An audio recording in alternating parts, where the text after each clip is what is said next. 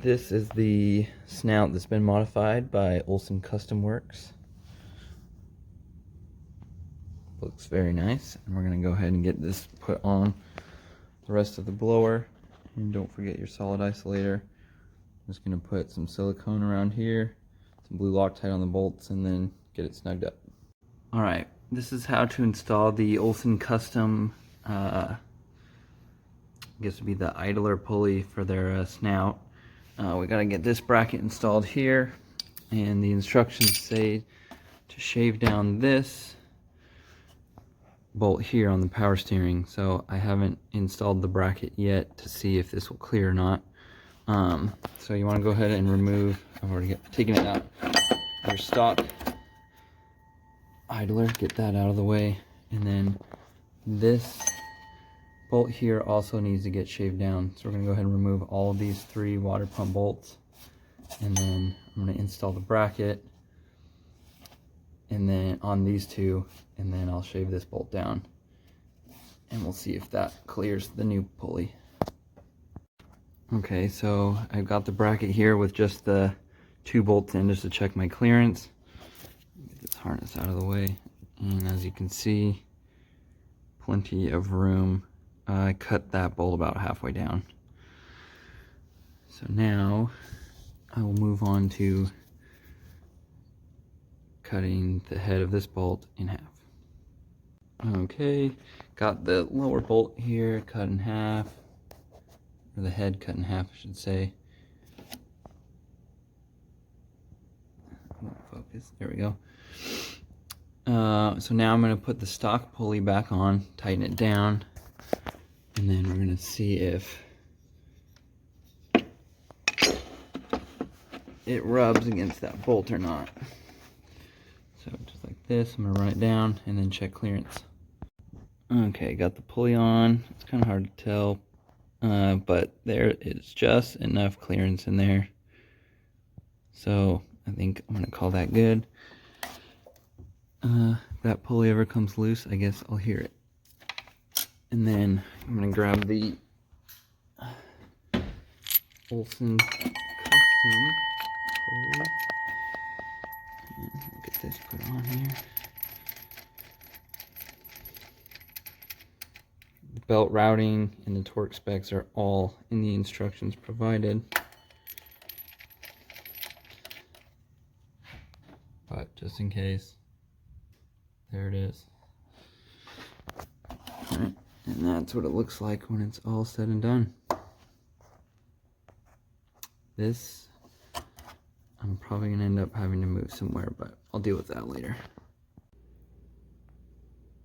Alright, a lot of progress has been made since the last video of doing the idler pulley down here. It's kind of hard to videotape and get everything else situated.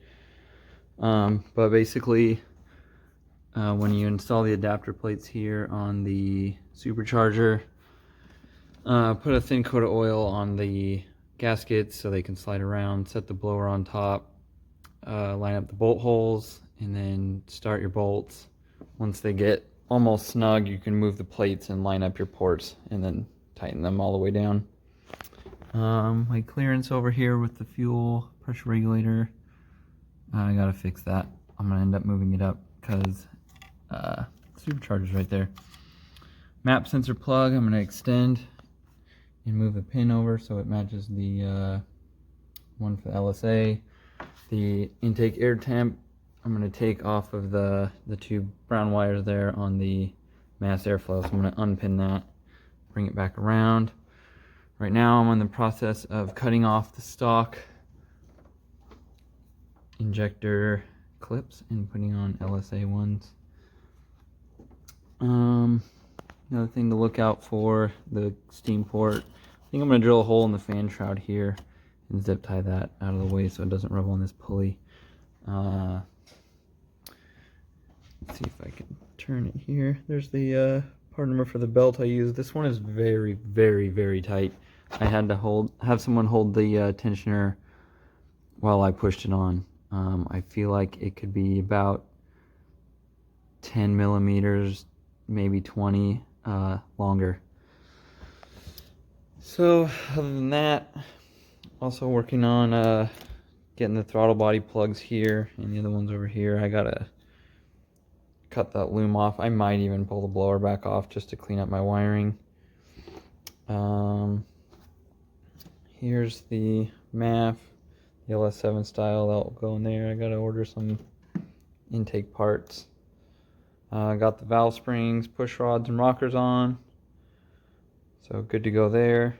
So just gotta finish up wiring, build an intake, headers, stuff like that.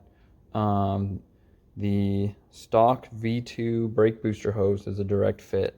I've got that laying around. I already tested it, but I'm wiring stuff right now, so I want it out of the way. I did put the blower on just to kind of see where everything sat. This is where I have my fuel pressure regulator. This does not work. I'm going to have to raise this up about 1/2 inch or so. This part here is actually hitting the corner of the blower. I could probably get away with cutting it, but I don't want to do that. So where I have these brackets riveted, I'm actually going to move it up quite a bit. A lot of people will opt to use the adapter harness for an LS6 to an LSA or LS2 throttle body. The LSA and the LS2 share the same wiring.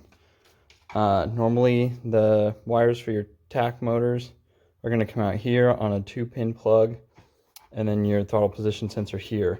So I actually took the harness apart, ran it over here, then extended the wires. I haven't wrapped these or put the pigtail on yet because I didn't know exactly how much I need. I might actually cut this back. And I also cut off the LS6 injector connectors and put the correct LSA ones on. This harness was actually like really stiff from just age, so I took all of the factory loom off and I put on the felt tape, or as GM would call it, anti-abrasion tape. Here's my new map sensor plug, and as you can see, I've added probably almost 2 feet to it because I want it to route back here behind the blower and then up to the lid right about there. Just extra room. I probably could have got away with just moving this into the other harness and running it here, but I think that will be okay. I did decide to keep the purge valve here. I'll probably end up zip tying it to the fuel rail. I took the stock hard line and I just heated it up and bent it, so it's going to also follow this back here. And then I'm going to use a vacuum hose just to the snout where the boost inlet pressure sensor would be. Other than that, I have the MAF sensor here. I gotta put the LS7 style one on and switch the wires around. That's why I didn't wrap this one, because I don't know if I need this to be longer or shorter. And then also when the blower sits on there, this will actually go under it, which is another reason I wanted to wrap it and clean this up, because it was kind of hard to get to the connectors there with the blower on. So now that all the wiring is cleaned up, I can go ahead and put the blower back on permanently this time, and then we should be good to go.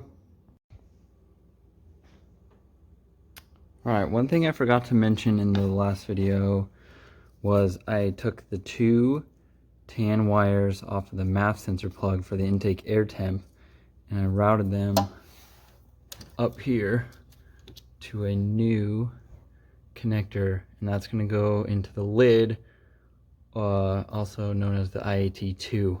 So my intake air temp is actually going to be reading off the lid instead of the mass airflow sensor. I think that's about it. I just took the tape off. We're going to set the blower on.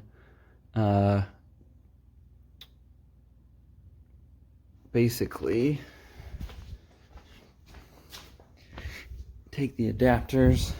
These are Olson Kustom Works, and put a dab of oil around each gasket. That way, when you have them on there, you're going to set the blower on top and loosely start the bolts, and then you're going to slide them into place when you see the ports match, and then you can snug the blower down and tighten to spec. All right, I've got the adapter plates in there and all of the bolts are loose, and you can still slide the blower around. Let's see if I can see in there. So you're gonna look down here and look through all the ports and make sure they're lined up, and you can slide the plates around a little bit in order to get it to line up right. And then once they're lined up, go ahead and do the right torque. All right, blower's all on and torqued. The first time I had this on, I got a belt number from somebody on the forum, and what I didn't realize is I did not ask them what harmonic balancer they were running.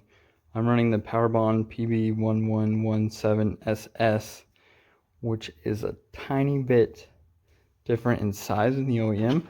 So I ordered a 1-inch larger belt because the one I had on there before maxed out the tensioner and I could barely get it on. So I'm gonna try this one real quick and let's see how it goes. Belt is on, and this one definitely worked perfect. Here's the part number for you guys. 2 different ones there, and I'll show you. The other one was all the way maxed by right there. 1 inch puts me there. Seems pretty good. Again, this was the PowerBond balancer.